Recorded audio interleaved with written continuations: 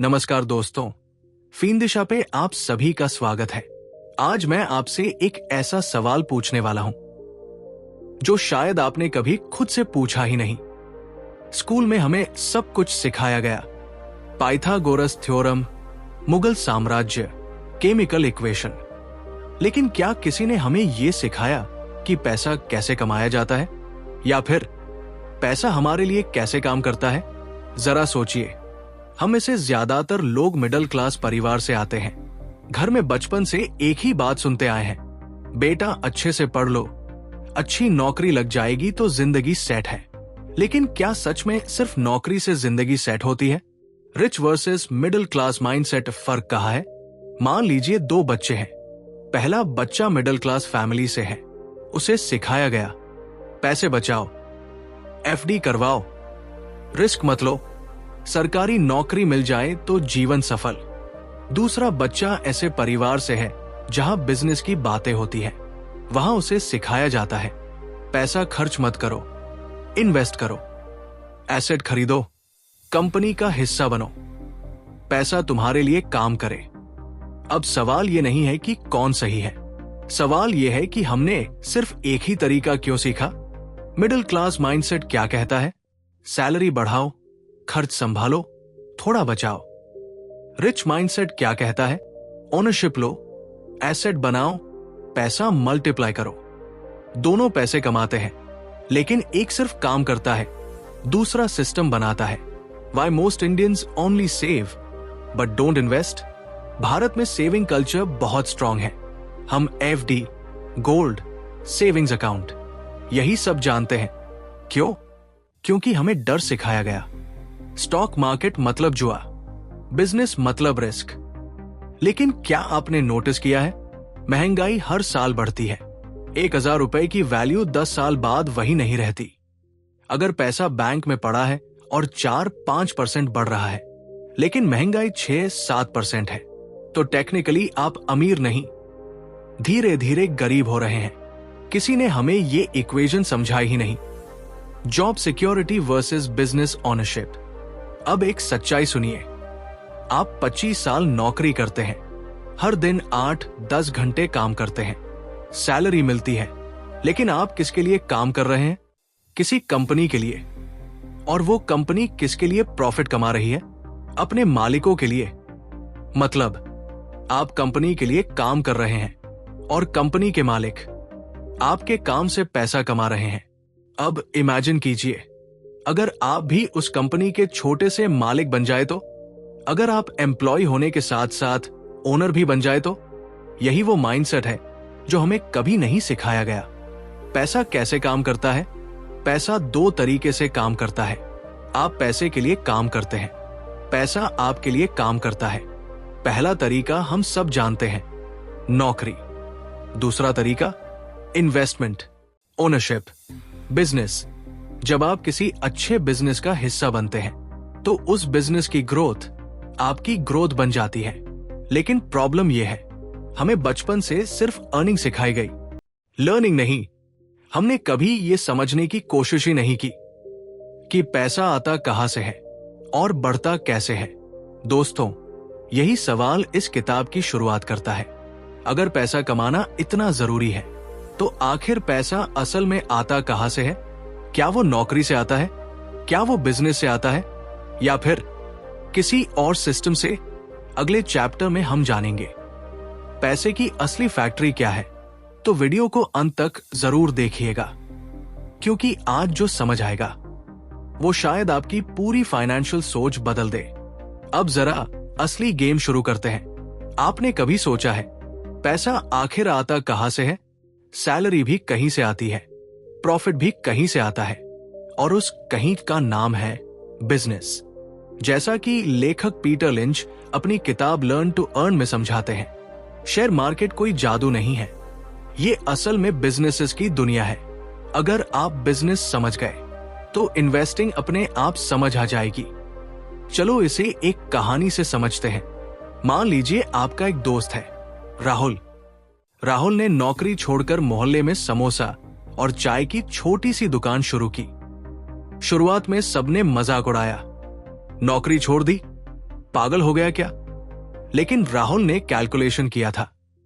वो रोज 500 सैमोस बेचता है। एक समोसा बनाने में कॉस्ट पड़ती है 8 रुपए। वो उसे बेचता है 15 रुपए में। मतलब हर समोसा पर 7 रुपए बचते हैं। 500 सैमोस 7 रुपए 300 रुपए रोज का ग्रोस प्रॉफिट। अब यहां दो शब्द समझिए, रेवेन्यू और प्रॉफिट। रेवेन्यू मतलब टोटल सेल। अगर राहुल ने 500 सैमोस 15 रुपए में बेचे तो उसका रेवेन्यू हुआ 7,500 रुपए। लेकिन प्रॉफिट वो है जो सारे खर्च निकालने के बाद बचे। गैस, किराया, हेल्पर की सैलरी, तेल, आलू, सब हटाने के बाद अगर उसके पास 1,500 रुपए बचते हैं, वो उसका असली प्रॉफिट है। यही बेसिक कॉन्सेप्ट हर बड़ी कंपनी पर लागू होता है। अब सोचिए, अगर वही समोसा बिजनेस इतना अच्छा चल जाए कि राहुल 10 ब्रांचेस खोल दे, फिर 100 ब्रांचेस, अब ये छोटी दुकान नहीं रही, ये कंपनी बन गई। यही चीज बड़े लेवल पर होती है। एक छोटी चाय शॉप से शुरू हुई कंपनी आज नेशनल ब्रांड बन जाती है। एक गराज में शुरू हुई कंपनी आज $1 बिलियन कंपनी बन जाती है। ऑथर पीटर लिंच कहते हैं, अगर आप रोजमर्रा की जिंदगी में अच्छे बिजनेस पहचान सकते हैं तो आप अच्छे इन्वेस्टमेंट भी पहचान सकते हैं। आप जिस मॉल में जाते हैं, जिस ब्रांड के कपड़े पहनते हैं, जिस ऐप से खाना मंगाते हैं, वो सब बिजनेसेस हैं और वही बिजनेसेस पैसा बनाते हैं। अब एक और प्रैक्टिकल एग्जांपल लेते हैं। मान लीजिए आपके शहर में एक डेयरी ब्रांड है। पहले वो सिर्फ 50 लीटर दूध बेचता था, आज वो 5,000 लीटर बेच रहा है। सेल बढ़ रही है, प्रॉफिट बढ़ रहा है, कस्टमर भरोसा कर रहे हैं, मतलब बिजनेस ग्रो कर रहा है। और जहां ग्रोथ है वही वेल्थ क्रिएट होती है। यही रील गेम है। नौकरी में आपकी इनकम लिमिटेड है, बिजनेस में इनकम अनलिमिटेड हो सकती है, क्योंकि बिजनेस स्केल हो सकता है। लेकिन यहां एक ट्विस्ट है, हर कोई बिजनेस स्टार्ट नहीं कर सकता। हर किसी के पास कैपिटल नहीं होता, रिस्क लेने की हिम्मत नहीं होती। तो क्या इसका मतलब यह है कि बिजनेस से पैसा कमाने का मौका सिर्फ कुछ लोगों को मिलता है? या फिर क्या आम आदमी भी किसी बड़े बिजनेस का छोटा सा हिस्सा बन सकता है? अगर बिजनेस पैसा कमाता है तो क्या हम भी उस प्रॉफिट में शामिल हो सकते हैं? यही सवाल हमें अगले चैप्टर की तरफ ले जाता है। अब तक हमने समझ लिया कि असली पैसा बिजनेस से बनता है, लेकिन अब सबसे बड़ा सवाल, अगर हम खुद बिजनेस शुरू नहीं कर सकते तो क्या हम किसी और के बिजनेस का हिस्सा बन सकते हैं? यहीं से एंट्री होती है स्टॉक मार्केट की। सबसे पहले एक डर निकाल देते हैं, स्टॉक मार्केट कोई सट्टा बाजार नहीं है, ये ओनरशिप का बाजार है। लेखक पीटर लिंच के अनुसार जब आप किसी कंपनी का शेयर खरीदते हैं तो आप उसका छोटा सा हिस्सा खरीदते हैं। शेयर का मतलब क्या है? ओनरशिप। मतलब अगर किसी कंपनी के 1 लाख हिस्से हैं और आपने एक हिस्सा खरीद लिया तो आप उस कंपनी के 1/1 लाख मालिक बन गए। चलिए इसे एक कहानी से समझते हैं। मान लीजिए आपके शहर में एक बेकरी है। वो इतनी फेमस हो गई कि अब उसे एक्सपांशन के लिए 10 लाख रुपए चाहिए। ओनर अकेले पैसा नहीं लगा पा रहा, तो वो डिसाइड करता है कि वो अपने बिजनेस को 10,000 हिस्सों में बांट देगा। हर हिस्सा 100 रुपए का। अगर आपने 1,000 रुपए लगाए तो आपने 10 हिस्से खरीद लिए। अब अगर बेकरी का प्रॉफिट बढ़ता है, उसकी ब्रांचेस बढ़ती है, तो आपके हिस्से की वैल्यू भी बढ़ेगी। यही स्टॉक मार्केट है। अब सवाल आता है, फिर लोग इससे डरते क्यों हैं? क्योंकि प्राइस ऊपर नीचे होती रहती है। आज शेयर 100 का है, कल 90 का हो सकता है और हम प्राइस देखकर घबरा जाते हैं। लेकिन पीटर लिंच कहते हैं, रिस्क प्राइस के उतार चढ़ाव में नहीं है, रिस्क है बिजनेस को न समझने में। अगर आपको पता ही नहीं कि कंपनी क्या करती है, कैसे पैसा कमाती है, तो वो गैम्बल है। लेकिन अगर आपने समझकर इन्वेस्ट किया है तो वो ओनरशिप है। अब एक प्रैक्टिकल एग्जाम्पल लेते हैं। मान लीजिए आपने 1,000 रुपए में किसी कंपनी का छोटा हिस्सा खरीदा। कंपनी अच्छा काम कर रही है, प्रॉफिट हर साल बढ़ रहा है। 10 साल बाद वही 1,000 रुपए, 5,000 रुपए या 10,000 रुपए भी बन सकता है। क्यों? क्योंकि बिजनेस ग्रो हुआ। लेकिन अगर आप रोज प्राइस चेक करेंगे, हर गिरावट पर डरेंगे, तो आप लॉन्ग टर्म का फायदा कभी नहीं ले पाएंगे। स्टॉक मार्केट शॉर्ट टर्म में वोटिंग मशीन है, लोगों की इमोशन से चलता है, लेकिन लॉन्ग टर्म में वेइंग मशीन है, असल वैल्यू पर टिकता है। शॉर्ट टर्म ट्रेडर प्राइस देखता है, लॉन्ग टर्म इन्वेस्टर बिजनेस देखता है। यही फर्क है। अब असली सवाल यहां से शुरू होता है। अगर हर शेयर ओनरशिप है, अगर हर कंपनी अलग है, तो कौन सी कंपनी खरीदे, किस बिजनेस पर भरोसा करें और कैसे पहचाने कि कौन सी कंपनी फ्यूचर में ग्रो करेगी? यही अगला चैप्टर हमें सिखाने वाला है। अब सबसे इंपॉर्टेंट पार्ट शुरू होता है। शेयर खरीदना आसान है, लेकिन सही कंपनी चुनना, यही असली स्किल है। लेखक पीटर लिंच कहते हैं, invest in what you know, मतलब ऐसी कंपनी में इन्वेस्ट करो जिसे आप समझते हो, जिसका बिजनेस मॉडल आपको साफ दिखता हो। चलिए इसे एक छोटी सी प्रैक्टिकल कहानी से समझते हैं। मान लीजिए आपकी मम्मी हर महीने ग्रोसरी लेने जाती है। हर बार वो एक ही ब्रांड का तेल, एक ही टूथपेस्ट, एक ही साबुन लेती है। क्यों? क्योंकि भरोसा है। यही है ब्रांड पावर। भारत में देखिए, एफएमसीजी सेक्टर की कंपनियां जैसे रोजमर्रा की चीजें बेचती है। टेलीकॉम कंपनियां जैसे रिलायंस जियो ने डेटा रेवोल्यूशन ला दिया। बैंकिंग सेक्टर में बड़े प्राइवेट बैंक्स लगातार ग्रोथ दिखाते हैं। इनका बिजनेस कॉम्प्लिकेटेड नहीं है। हर आम आदमी समझ सकता है कि ये पैसा कैसे कमा रही है। पीटर लिंच कहते हैं, अगर 10 साल का बच्चा भी बिजनेस समझ सकता है तो वो इन्वेस्टिंग के लायक है। अब दूसरा फैक्टर, कंपेटिटिव एडवांटेज। मतलब ऐसा क्या है जो कंपनी को दूसरों से अलग बनाता है? Brand, low cost, technology, distribution network. मान लीजिए आपके शहर में 2 आइसक्रीम शॉप्स हैं। एक नई है, दूसरी 20 साल पुरानी। पुरानी वाली के पास लॉयल कस्टमर्स है, लोकेशन बेस्ट है, टेस्ट कंसिस्टेंट है। नई दुकान को स्ट्रगल करना पड़ेगा। स्टॉक मार्केट में भी यही होता है। स्ट्रॉन्ग मोट वाली कंपनी लंबे समय तक टिकती है। अब तीसरा फैक्टर, ग्रोथ पोटेंशियल। कंपनी आज छोटी है, लेकिन क्या वो 5-10 साल में बड़ी बन सकती है? क्या उसका प्रोडक्ट फ्यूचर में भी रेलेवेंट रहेगा? क्या उसकी सेल्स हर साल बढ़ रही है? एग्जाम्पल के लिए टेलीकॉम सेक्टर देखिए। इंटरनेट यूज बढ़ रहा है, डिजिटल पेमेंट बढ़ रहे हैं, ऑनलाइन शॉपिंग बढ़ रही है। मतलब टेलीकॉम और डिजिटल सर्विसेज की डिमांड फ्यूचर में भी रहेगी। यही सोच लॉन्ग टर्म इन्वेस्टर की होती है। लेकिन यहाँ एक ट्रैप भी है। कभी कभी कंपनी बहुत अच्छी होती है, सब लोग उसकी तारीफ करते हैं, न्यूज में उसका नाम चलता रहता है, और फिर लोग सोचते हैं ये तो गारंटीड विनर है, किसी भी प्राइस पर खरीद लो। लेकिन क्या इन्वेस्टिंग इतनी सिंपल है? अगर कंपनी अच्छी है तो क्या कोई भी प्राइस पर खरीद लेना सही है? यही अगला चैप्टर हमें एक बहुत बड़ा सीक्रेट सिखाने वाला है, प्राइस और वैल्यू का फर्क। अब हम पहुंच गए हैं इस पूरी किताब के सबसे पावरफुल कॉन्सेप्ट पर, प्राइस और वैल्यू। ज्यादातर लोग यही गलती करते हैं। उन्हें लगता है महंगा शेयर मतलब बुरा और सस्ता शेयर मतलब अच्छा। लेकिन इन्वेस्टिंग में सच्चाई इससे बिल्कुल अलग है। लेखक पीटर लिंच के अनुसार, प्राइस वो है जो आप देते हैं, वैल्यू वो है जो आपको मिलता है। दोनों हमेशा एक जैसे नहीं होते। चलो इसे एक सिंपल कहानी से समझते हैं। मान लीजिए आप एक मार्केट में गए। वहां 2 दुकानें हैं।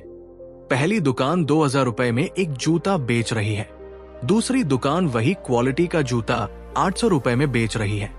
पहली नजर में 800 वाला सस्ता लगा, लेकिन अगर 800 वाला जूता 2 महीने में खराब हो जाए और 2000 वाला 3 साल चले, तो असली सस्ता कौन हुआ? यही फर्क है प्राइस और वैल्यू का। स्टॉक मार्केट में भी यही होता है। एक कंपनी का शेयर 100 रुपए का है, दूसरी का 2000 रुपए का। लोग सोचते हैं 100 वाला सस्ता है, लेकिन अगर 100 वाली कंपनी ग्रो ही नहीं कर रही और 2000 वाली हर साल प्रॉफिट डबल कर रही है, तो असली वैल्यू किसमें है? अब आते हैं एक्सपेंसिव वर्सेस ओवरवैल्यूड पर। एक्सपेंसिव मतलब प्राइस ज्यादा है, ओवरवैल्यूड मतलब कंपनी की असली वैल्यू से ज्यादा प्राइस। कभी कभी मार्केट एक्साइटमेंट में कंपनी को इतना ऊपर ले जाता है कि उसका प्राइस रियलिटी से डिस्कनेक्ट हो जाता है, और कभी कभी डर में अच्छी कंपनी भी बहुत नीचे गिर जाती है। यही स्मार्ट इन्वेस्टर का गेम शुरू होता है। चलो एक real life type situation imagine करते हैं। जब मार्केट क्रैश होता है, न्यूज चैनल्स चिल्लाते हैं, मार्केट में हाहाकार, इन्वेस्टर्स का पैसा डूबा, लोग पैनिक में शेयर बेचने लगते हैं, फियर डोमिनेट करता है। लेकिन स्मार्ट इन्वेस्टर क्या करता है? वो चेक करता है, क्या बिजनेस खराब हुआ है या सिर्फ इमोशंस का स्टॉर्म है। अगर बिजनेस स्ट्रांग है और प्राइस गिर गया है तो स्मार्ट इन्वेस्टर उसे सेल मानता है। जैसे दिवाली सेल में लोग शॉपिंग करने भागते हैं, वैसे ही क्रैश में स्मार्ट इन्वेस्टर क्वालिटी कंपनीज खरीदता है। पीटर लिंच कहते हैं, स्टॉक मार्केट शॉर्ट टर्म में इमोशनल है लेकिन लॉन्ग टर्म में लॉजिकल। फियर और ग्रीड, ये दो इमोशंस मार्केट को ऊपर नीचे करते हैं। जब ग्रीड आता है, लोग किसी भी प्राइस पर खरीदते हैं। जब फियर आता है, लोग अच्छी कंपनी भी सस्ते में बेच देते हैं। और यही वेल्थ ट्रांसफर होता है, पैनिक करने वालों से पेशेंस रखने वालों के पास। अब सोचिए, अगर बिजनेस सैम है, कंपनी सैम है, प्रॉफिट सैम है, तो प्राइस इतना ऊपर नीचे क्यों होता रहता है? मार्केट आखिर ऊपर नीचे क्यों होता रहता है? यही अगला चैप्टर हमें समझाने वाला है, मार्केट साइकोलॉजी का असली खेल। अब तक हमने बिजनेस समझा, शेयर समझा, प्राइस और वैल्यू का फर्क समझा, लेकिन एक चीज अभी भी बाकी है जो सबसे पावरफुल है, market psychology. Stock market number से नहीं, इमोशन से चलता है। लेखक पीटर लिंच साफ कहते हैं, इन्वेस्टिंग का सबसे बड़ा एनिमी मार्केट नहीं, आप खुद हैं। फियर और ग्रीड, यही दो इमोशंस करोड़ों लोगों के फैसले कंट्रोल करते हैं। चलो एक रियल इंडियन सिनारियो देखते हैं। जब मार्केट तेजी में होता है, हर जगह एक ही बात सुनाई देती है, भाई मार्केट भाग रहा है, इस शेयर ने 6 महीने में पैसा डबल कर दिया। ऑफिस में डिस्कशन, व्हाट्सएप ग्रुप्स में टिप्स, यूट्यूब पर टॉप 5 मल्ट बैगर वीडियोस। और तब ग्रीड एक्टिवेट होता है। लोग सोचते हैं, अगर अभी नहीं खरीदा तो मौका छूट जाएगा, और वो बिना समझे, बिना रिसर्च किए इन्वेस्ट कर देते हैं। फिर क्या होता है? मार्केट थोड़ा गिरता है, न्यूज चैनल्स का टोन बदल जाता है, ग्लोबल टेंशन से मार्केट क्रैश, इन्वेस्टर्स के लाखों करोड़ डूबे। अब फियर एक्टिवेट होता है, वही लोग पैनिक में बेच देते हैं जिन्होंने एक्साइटमेंट में खरीदा था। यही साइकिल सालों से चल रही है। पीटर लिंच कहते हैं, मार्केट शॉर्ट टर्म में वोटिंग मशीन है, लॉन्ग टर्म में वेइंग मशीन। मतलब शॉर्ट टर्म में इमोशंस डिसाइड करते हैं, लॉन्ग टर्म में बिजनेस परफॉर्मेंस। अब इंडियन इन्वेस्टर की एक कॉमन गलती समझते हैं। मान लीजिए रमेश जी ने 2020 में मार्केट क्रैश में शेयर खरीदे, प्राइस नीचे था, क्वालिटी कंपनी थी, लेकिन जैसे ही शेयर 20% गिरा, वो डर गए और बेच दिया। कुछ साल बाद वही शेयर 3 गुना हो गया। प्रॉब्लम शेयर में नहीं थी, प्रॉब्लम पेशेंस में थी। हम प्राइस गिरते ही डर जाते हैं और प्राइस बढ़ते ही लालची हो जाते हैं। लॉन्ग टर्म थिंकिंग का मतलब है 5-10 साल की पिक्चर देखना, बिजनेस की ग्रोथ देखना, शॉर्ट टर्म फ्लक्चुएशन को इग्नोर करना। मार्केट कभी सीधी लाइन में ऊपर नहीं जाता, वो जिगजैग चलता है। जो जिगजैग से डर गया, वो वेल्थ क्रिएशन से बाहर हो गया। लेकिन यहां एक और सवाल उठता है, इतनी साइकोलॉजी, इतनी स्ट्रैटेजी, इतना पेशेंस, तो क्या इन्वेस्टिंग सिर्फ अमीरों का खेल है? क्या स्मॉल इन्वेस्टर जीत सकता है? यही अगला चैप्टर हमें बताएगा कि छोटा इन्वेस्टर भी बड़ा कैसे बन सकता है। अब सबसे बड़ा मिथ तोड़ते हैं। लोग सोचते हैं इन्वेस्टिंग सिर्फ अमीरों का खेल है, जिनके पास लाखों करोड़ों हैं वही पैसा बना सकते हैं। लेकिन लेखक पीटर लिंच एक सिंपल बात कहते हैं, स्टॉक मार्केट में साइज नहीं, माइंडसेट जीतता है। स्मॉल इन्वेस्टर की सबसे बड़ी ताकत क्या है? पेशेंस। उसके पास प्रेशर नहीं होता क्वार्टरली रिजल्ट दिखाने का, उसे किसी को रिपोर्ट नहीं देना, वो आराम से लॉन्ग टर्म सोच सकता है। अब सिप माइंडसेट समझते हैं। सिप का मतलब सिर्फ म्यूचुअल फंड नहीं है, सिप एक हैबिट है, हर महीने इन्वेस्ट करने की हैबिट। चलिए एक रिलेटेबल कहानी देखते हैं। मान लीजिए एक लड़का है, अमित, सैलरी 25,000 रुपए महीना, मिडिल क्लास फैमिली से है। वो डिसाइड करता है कि हर महीने 2,000 रुपए इन्वेस्ट करेगा। चाहे मार्केट ऊपर हो या नीचे। शुरुआत में उसे फर्क नहीं दिखता। 6 महीने में 12,000 इन्वेस्ट हुए, एक साल में 24,000। उसे लगता है इतने से क्या होगा, लेकिन यही कंपाउंडिंग का जादू शुरू होता है। अगर वही 2,000 रुपए हर महीने 10-12% एनुअल रिटर्न से 10 साल तक इन्वेस्ट होते रहें, तो सिर्फ 2,40,000 रुपए इन्वेस्ट करने के बाद अमाउंट लगभग 4-5 लाख तक पहुंच सकता है। और अगर 20 साल तक जारी रहे तो ये अमाउंट कई गुना हो सकता है। कंपाउंडिंग का मतलब है आपके पैसे पर भी पैसा कमाना और फिर उस पैसे पर भी पैसा कमाना। ये स्नोबॉल इफेक्ट है, शुरू में छोटा लेकिन समय के साथ बड़ा। प्रॉब्लम क्या है? लोग 6 महीने में रिजल्ट चाहते हैं, एक साल में डबल चाहते हैं, लेकिन वेल्थ क्रिएशन स्लो प्रोसेस है। पीटर लिंच कहते हैं, ग्रेट कंपनीज को ग्रो होने में समय लगता है और इन्वेस्टर को भी पेशेंस रखना पड़ता है। स्मॉल इन्वेस्टर का एडवांटेज यही है, वो डिसिप्लिन रह सकता है, वो हर महीने इन्वेस्ट कर सकता है, वो पैनिक में बेचने से बच सकता है। लॉन्ग टर्म में कंसिस्टेंसी टैलेंट से बड़ी होती है।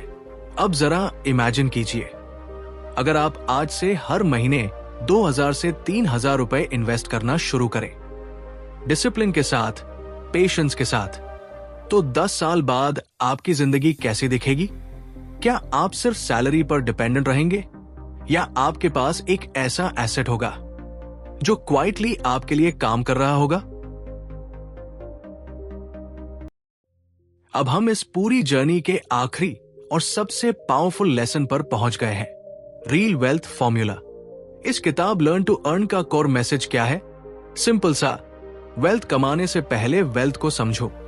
लेखक पीटर लिंच बार बार एक बात कहते हैं, लर्न बिफोर यू अर्न। हम सब अर्न करना चाहते हैं, हाई सैलरी, प्रमोशन, इंक्रीमेंट, लेकिन सवाल यह है, क्या हमने कभी ओनरशिप के बारे में सोचा? ओनरशिप माइंडसेट क्या होता है? एम्प्लॉय सोचता है मुझे सैलरी कितनी मिलेगी, ओनर सोचता है बिजनेस कितना प्रॉफिट कमा रहा है, एम्प्लॉय टाइम बेचता है, ओनर सिस्टम बनाता है। और इन्वेस्टिंग क्या है? ओनरशिप लेने का सबसे आसान तरीका। आपको फैक्ट्री नहीं लगानी, शॉप नहीं खोलनी, ऑफिस रेंट नहीं लेना। आप बस एक अच्छे बिजनेस का छोटा सा हिस्सा खरीद सकते हैं और फिर उस बिजनेस की ग्रोथ आपकी ग्रोथ बन जाती है। यही रियल वेल्थ फॉर्मूला है। इनकम कमाओ, उसमें से इन्वेस्ट करो, ओनरशिप बिल्ड करो, पेशेंस रखो। धीरे धीरे आपका पैसा आपके लिए काम करने लगता है। एक दिन ऐसा आता है जब आपकी इन्वेस्टमेंट्स आपकी मंथली सैलरी से ज्यादा जनरेट करने लगती है और वही फाइनेंशियल फ्रीडम का मोमेंट होता है। लेकिन ये शॉर्टकट से नहीं होता, ये हॉट टिप्स से नहीं होता, ये ओवरनाइट सक्सेस से नहीं होता, ये knowledge plus discipline plus patience से होता है।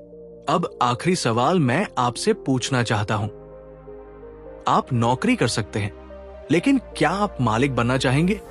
सोचिए, आज से 10 साल बाद आप सिर्फ एम्प्लॉय रहना चाहते हैं या कंपनीज के हिस्सेदार बनना चाहते हैं? यही डिसीजन आपकी फाइनेंशियल डायरेक्शन तय करेगा। अगर आपको ये ऑडियो बुक समरी पसंद आई हो तो इस वीडियो को लाइक कीजिए, शेयर कीजिए अपने दोस्तों और फैमिली के साथ और चैनल को सब्सक्राइब करना मत भूलिए। फीन दिशा के साथ सीखते रहिए, बढ़ते रहिए। जय हिंद।